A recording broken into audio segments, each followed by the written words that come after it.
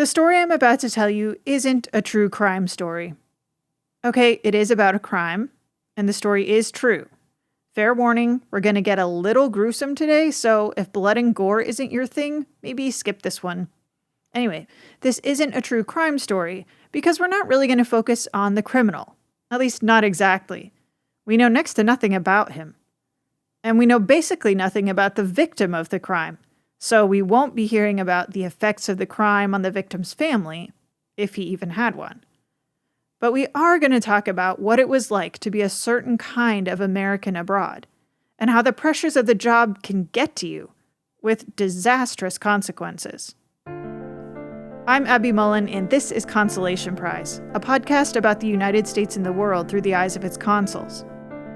Before I tell you our story, I wanted to remind you that making great audio takes a lot of time and effort. You can help support Consolation Prize and other R2 Studios shows by becoming a member of the studio. By giving a one-time or a recurring donation, you can help get vibrant and compelling historical stories out into the world. Your donations fund our voice actors, our sound design, our marketing, and so much more. You can learn more and become a member at r2studios.org or at our website, consolationprize.rrchnm.org. Thank you so much for helping us make great audio. Okay, so you know how I always say, Consolation Prize is a podcast about the United States and the world through the eyes of its consuls? Well, this time, it's really true. Ordinarily, we tell you stories about consuls. But this time, we're going to play the role of the consul. We're going to hear what he heard. We're going to see the story through his eyes. The events I'm going to tell you about were recorded in the consular dispatches kept by the State Department. Consuls sent back reports to Washington with all kinds of information about their work. Ordinarily, reading the dispatches is pretty good for putting you to sleep. Lots of charts, numbers, records of ships coming and going. But every once in a while, consuls sent things to the State Department that make you sit up and go, "What?" This is one of those stories.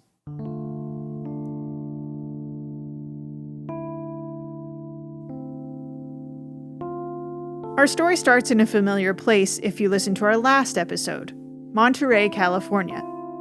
The East Indies Squadron of the United States Navy had arrived in the port in the middle of September 1843. The commodore of the squadron was Lawrence Kearney. A few days after they arrived, Kearney had to write a rather uncomfortable letter to the Mexican authorities ashore. I have the honor to transmit the enclosed description of a man charged with the crime of murder. He absconded from his place of confinement in this ship on Sunday evening, and if not drowned in the attempt to get on shore or on board any of the vessels in your port, he is probably secreted in or about Monterey. Our old friend Thomas Larkin, remember him? He was the American consul in Monterey. Anyway, Larkin wrote to the military and the civil authorities as well. He wanted them all to be on the lookout for this escaped murderer. The general in the area promised to mobilize troops to look for the fugitive.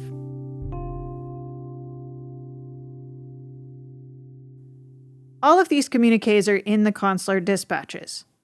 What didn't make it into the dispatches was the description of the murderer that Kearney and Larkin distributed.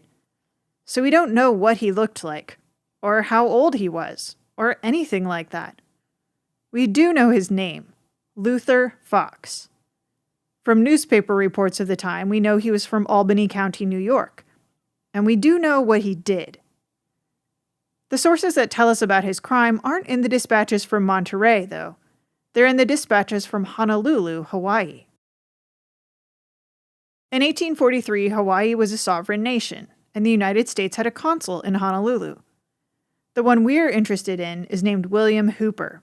He was actually the vice consul in Honolulu at the time, and we're going to talk a lot more about him in an upcoming episode, because he's a really, really interesting and complicated person. But for now, we're just going to look over his shoulder as he tries to figure out what to do with this crime. On July 22, 1843, William Hooper wrote to the District Attorney of Massachusetts.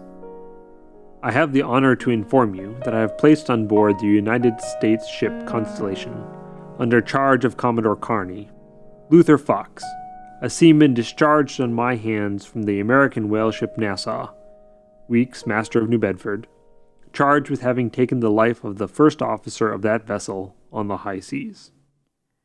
Hooper first became involved in Fox's case when the Nassau, a whaleship from Massachusetts, came into port in Honolulu. Whaling was a big deal in Hawaii. Brian Rouleau, who's written a book about sailors in the 19th century, helps us understand just how big a deal.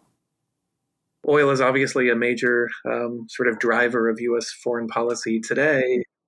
In the 19th century, a different kind of oil, not petroleum, but whale oil. The U.S. whaling fleet was the largest in the world. It was one of the most profitable sectors of the American economy. Whale oil was used for a number of applications, candles, lighting. It had industrial applications. And so chasing whale oil, or chasing whales, so the source of the whale oil sort of across the globe eventually led Americans into the Pacific.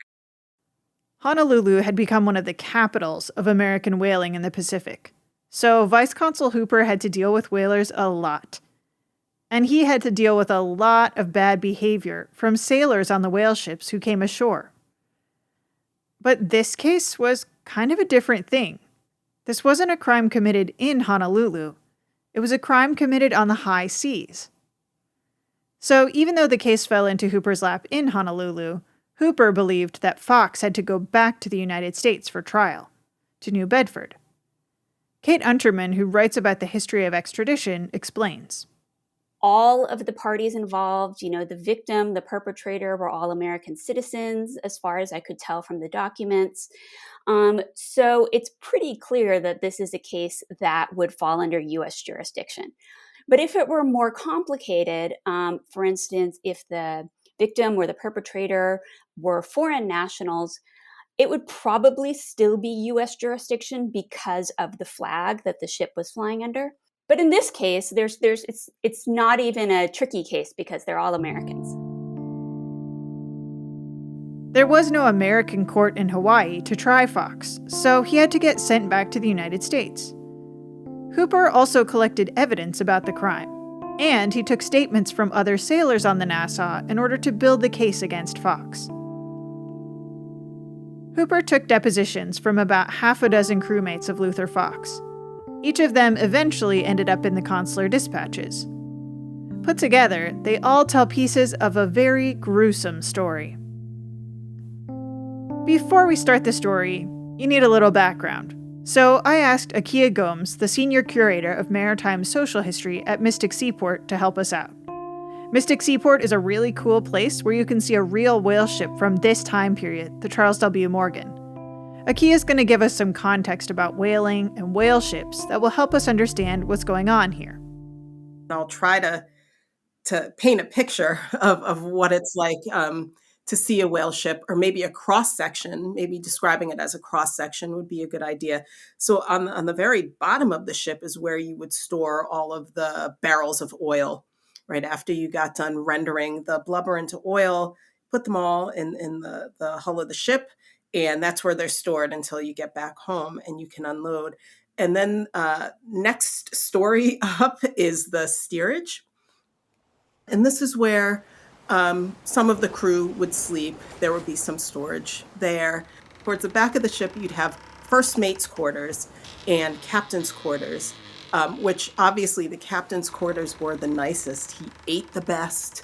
He had the most room. Sometimes captains would have their wives with them on board and their children. So you can imagine the amount of space that requires. First mate was a little bit of a downgrade, right? But ate almost as well as the captain, and had a little more space than the rest of the crew. The forecastle is probably the most interesting part below deck. So this is at the very front of the ship, where, if you can imagine, the ship comes to sort of like a point, a triangle in the front.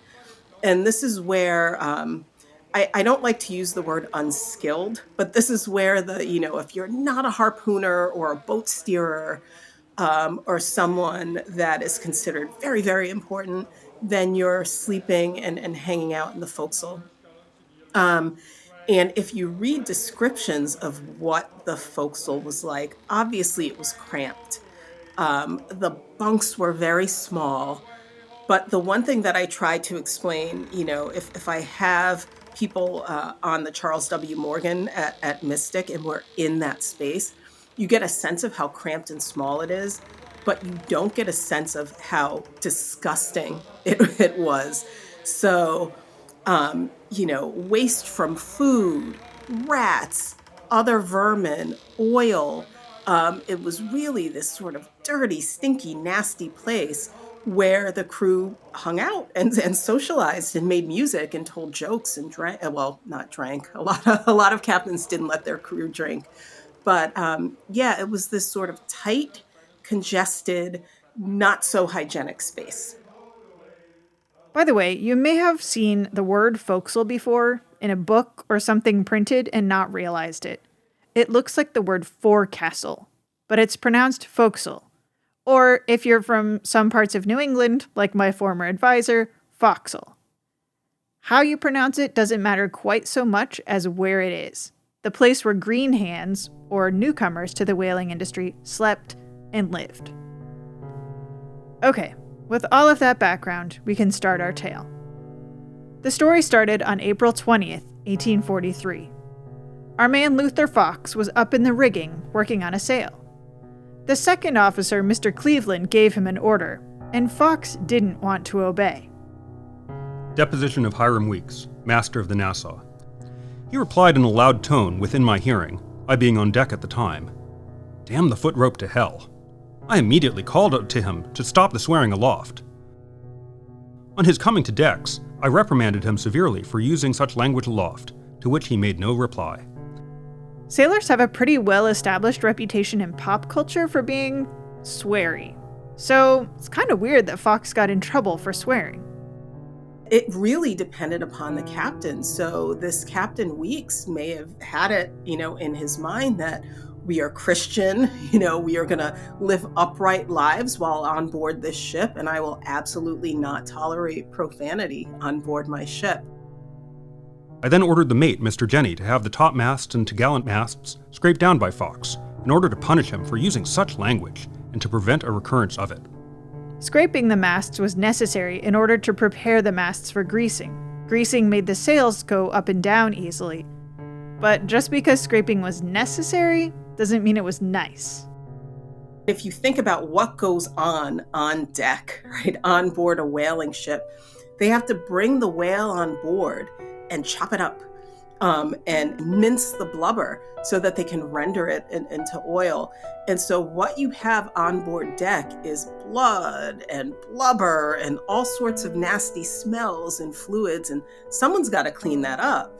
And so that absolutely gets on the masts, on the boards, everywhere. And it's a nasty, nasty job. So I can see why that would be assigned as punishment, because you can imagine, that's not just on your knees with the rest of the crew, sort of scrubbing, what amounts to a floor. It's scrubbing a mast, scraping a mast. On the following morning, Fox was ordered to tar the bobstay and rigging above the bowsprit, which he commenced to do before breakfast. After breakfast, Fox went to his berth in the forecastle. Deposition of Frank Joseph. At my breakfast one morning during the last cruise, Mr. Jenney, the first officer, came to the forecastle gangway and called upon Fox, a seaman, to come up on deck. Fox refused to go up. The mate went away. At about 8 o'clock of that morning, Jephtha Jenney, the first officer of the ship, came up to me and said that Fox refused to come on deck, saying that he would sooner die than come out of the forecastle when it was his watch below. To which I replied, Fox had not got command of the ship quite yet, and that we would get him out of the forecastle at some rate, whereupon Mr. Jenney went on deck.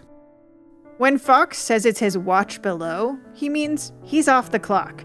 He doesn't want to be disturbed. But the first mate doesn't seem to care.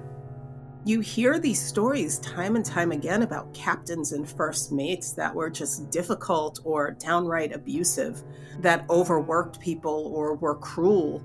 So yeah, I mean, it's not an uncommon thing for a first mate to go and say, I need you to do this. You need to go up on deck and take care of that. You're not pulling your weight. Go up and do your work. We don't know whether Jenney was a cruel person or if this was an unreasonable request, but it certainly does seem like there might be a history between Fox and Jenney. So let's pick up the story. A short time after this, I took my tin pail and pipe to go on deck. Just as I got to the foot of the gangway steps, I noticed someone coming down into the forecastle.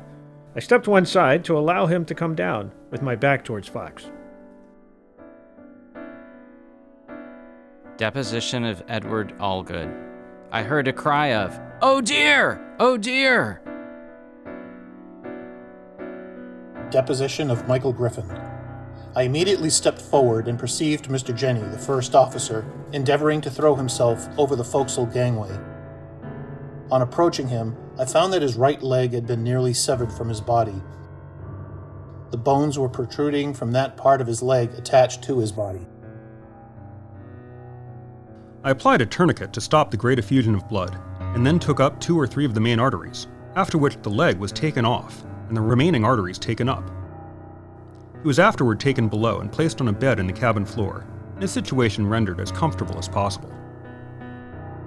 You might be wondering, and so was I, what kind of medical training would a whaleship captain have? It seems like there's no doctor on board. There were no doctors because you couldn't have someone on board a whaling ship who wasn't doing whaling, who wasn't pulling their weight as a member of the crew. So it fell to the captain, or if his wife was on board, that's something that his wife would take care of. And so that chest of, I always make the joke, but time and again, when you see these medical chests in museums, the bulk of the medicine seems to be laudanum, which I guess if you're in pain or if you're ill, it just sort of helped you get through it. But the captain would administer and would give out the medicine or medical treatment. When you think about being on a whaling voyage, it's very dangerous work. And people lost limbs and broke bones and got gashes and things like that routinely. And the captain had to be ready to deal with those things. And so if, starting out as a captain, you did not have any medical training, you very quickly learned, probably on your first voyage, how to treat wounds, how to sew wounds, how to, administer medications, things like that. So whether it was by experience or learning beforehand, the captain had to know how to administer medical treatments. So Captain Weeks had to do whatever he could for our victim, Mr. Jenney, who was bleeding and probably dying. Nobody else seems to have seen this happen, but the crew of the Nassau obviously have some ideas about who did it. Deposition of James Hackett. About a half an hour after this occurrence, Captain Weeks requested me to go forward and look after Fox. I found him in the forecastle, sitting on a chest with a mincing knife across his legs. A mincing knife doesn't sound very intimidating. Sounds kind of like a paring knife. It would be hard to cut somebody's leg off with a paring knife. It's this long knife, maybe like 1.5 feet long, with a wooden handle on top, and you hold it so that you can neatly cut blubber into squares, right? Into rectangles, I guess, thin slabs.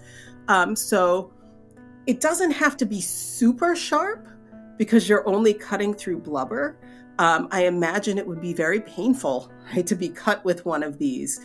They're very large instruments.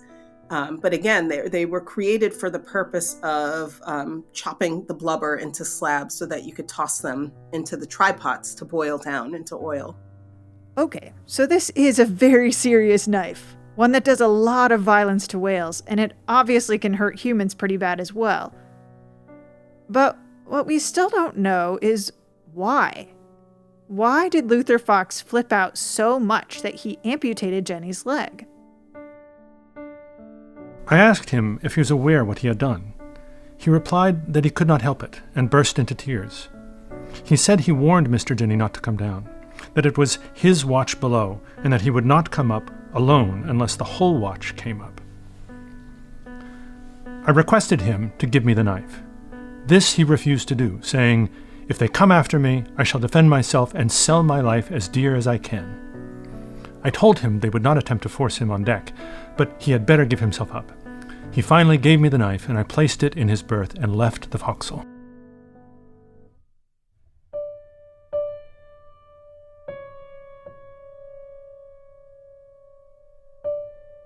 We can never know exactly what brought Luther Fox to the place where he attacked Jenney, but we do know a few things about sailors more generally. They're not known for their gentility and measured behavior.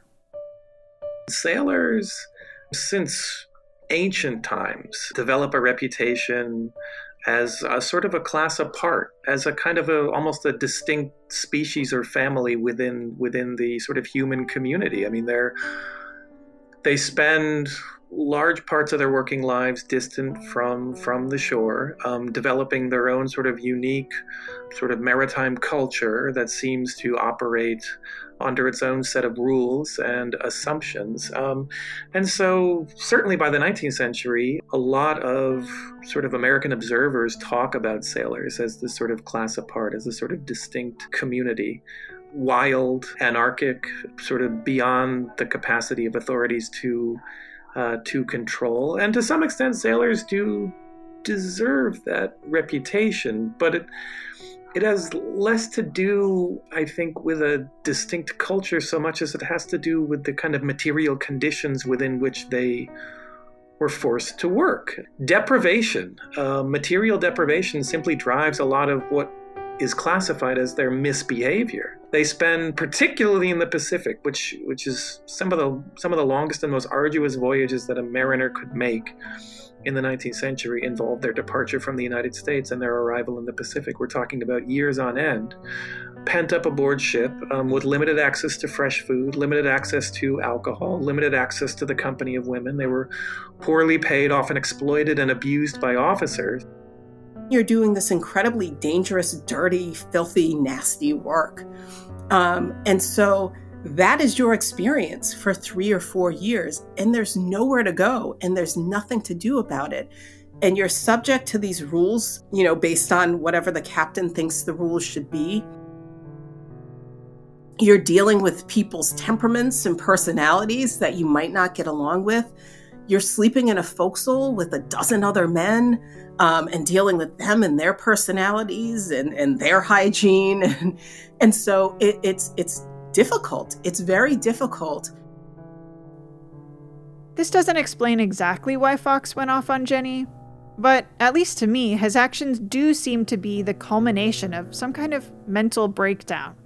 Maybe the deprivation and the smells and the lack of sleep and the hardship of cutting into whale after whale, or maybe the boredom of not seeing any whales. Maybe all of that finally pushed him into violence. But there's more to the story. Here's the next piece. At about 1:00 p.m., it appeared very evident to me that Mr. Jenney was approaching to his end. At 3:00 he died, and at 12:00 of the following day his body was cast into the ocean. Deposition of Samuel Goodhue. After his death, I was requested by Captain Weeks to go to the forecastle after the instrument which had been used to take the life of Mr. Jenney. I found a mincing knife in the berth of Luther Fox, one of the seamen. Near the center of it, I noticed it had 2 or 3 gaps, evidently made by its coming in contact with iron or bones. Near both gaps was more or less blood. The business of mincing blubber had been allotted to Fox during the voyage, and it was his custom to keep the knife in his possession. It was also usual for him to grind the knives always after cutting in a whale. It was never in doubt that Luther Fox was guilty of killing Jephtha Jenney. Fox himself never disputed it. Even though no one actually saw him wield the knife, everyone could figure out what had happened when Jenney went below to talk to Fox and came out with a nearly severed leg. This crime happened on April 21st, 1843. We don't know what happened to Fox in between when Hackett took him into custody and when he was put on board the USS Constellation on July 22nd. He probably stayed in what passed for a consular jail once the Nassau got to Honolulu. While he was there, he may have met a young whaleship sailor named Herman Melville. If you've read Moby Dick, you've encountered somebody who might have been based in part on Luther Fox, the character Steel Kit. It's in Chapter 54, The Town Hose Story. But the real story of Luther Fox is, in my opinion at least, stranger and more fascinating than Melville's steel kit. And we haven't even heard the rest of Fox's story yet. He still has to get to New Bedford, Massachusetts for prosecution. Consul Hooper also wants to ship back 2 witnesses, along with the depositions he's taken. So, why does he go back on the Constellation? Well, it could have been a case of just right place, right time for Hooper. Here's Kate Unterman again. What was the Constellation doing in Hawaii? The story is pretty interesting. It was actually coming back from China. It had been, sent to China during the Opium Wars to sort of protect American citizens and American property, and also to try to kind of open up commercial relations. So it was on the way back from China, and then it stopped in Hawaii because in 1843, there was a British effort to kind of claim Hawaii as a protectorate. So this was not something that the Americans wanted to happen. And so the Constellation was sent to kind of deal with that, or at least provide like some sort of like military backing as the missionaries and diplomats and things tried to deal with it. We're going to come back to the British claims on Hawaii in a later episode, so stay tuned. You'll not be surprised to know that the American consul, this American consul, in fact, William Hooper, gets into that story as well, in kind of a strange way. But that's a story for another time. For now, Hooper chooses the official conveyance of the Constellation for sending Fox and the 2 witnesses back to the United States. Commodore Carney takes on board the 3 men, Hooper's depositions, and the mincing knife, which he'll take back to the court as evidence. The Constellation's ultimate destination, or at least Fox's ultimate destination, is Massachusetts. But they can't go straight to New Bedford to get Fox to trial. It's too far. The journey from Hawaii to the East Coast stops in Monterey, California. I wondered why the 2 witnesses had to go back in person when Hooper took depositions from all the others. We don't know for sure, but Akia had an interesting idea. This is the height of whaling. This happens at the height of whaling, but it's also a few years before westward movement, right? Before whaling sort of starts to center itself in San Francisco and the West Coast. It's around the time that whaling populations are being depleted in the Atlantic. And so you have to do your whaling in the Pacific. And so California, the West Coast becomes a really appealing location. And a lot of people get on board whale ships just so they can get off in California and then not come back home and not continue to do whaling.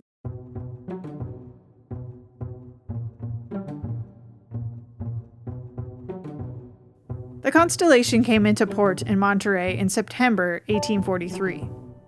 Fox had been in confinement for the journey. He had a guard set on him. Nonetheless, after a few days in port, the ship's lieutenant, Henry Pinckney, had to report to Commodore Carney.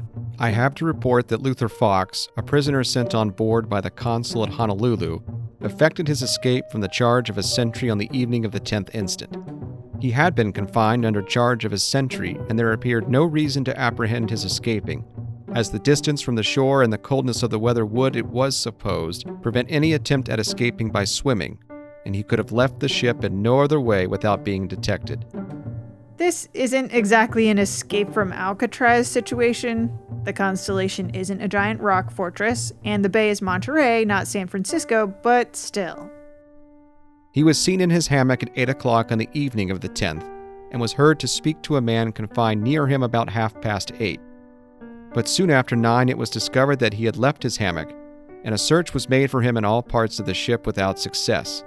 There were only so many places Fox could be on a crowded naval vessel, but he proved more resourceful than anticipated.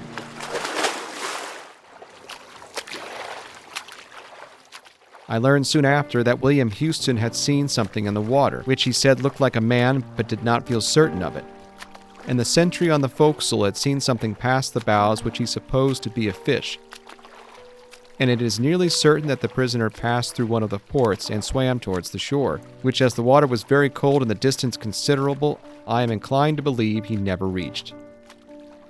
Maybe Fox didn't make it, but the Americans couldn't take any chances. I don't imagine that the Mexicans would look favorably on the Americans if they just let a murderer run loose in California. And from the perspective of the American criminal justice system, California wasn't ideal either. At this time, there was not an extradition treaty between the U.S. and Mexico.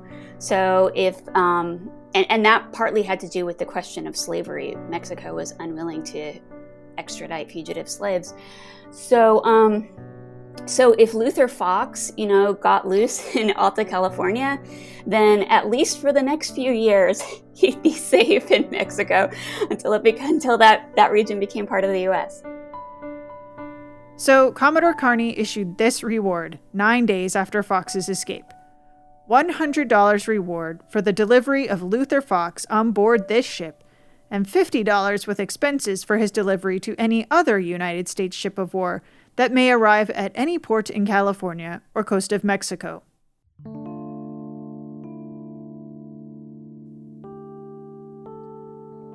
On May 1st, 1844, Lawrence Carney wrote a letter to the Secretary of the Navy. The letter turns up in the consular dispatches of Honolulu, but Carney was, by then, in Hampton Roads, Virginia. The letter informed the Secretary that Carney was sending him a package with the depositions of the master and officers of the Nassau. Those were the ones so carefully collected by Vice Consul William Hooper, the ones you heard from earlier. It's kind of funny, Hooper's original letter with the depositions was addressed to the District Attorney of Massachusetts, but Carney's cover letter just said the District Attorney of blank, as in there was a space left to fill in. Hooper thought Fox needed to go back to New Bedford, the origin point to the ship, but it seems like Carney wasn't so sure of the jurisdiction. In the end, maybe it didn't even matter. The package was meant to be delivered to some district attorney, but that was all Carney had for him. The witnesses who came in person had seemingly been let off at an earlier port. And as for Luther Fox, he was never heard from again.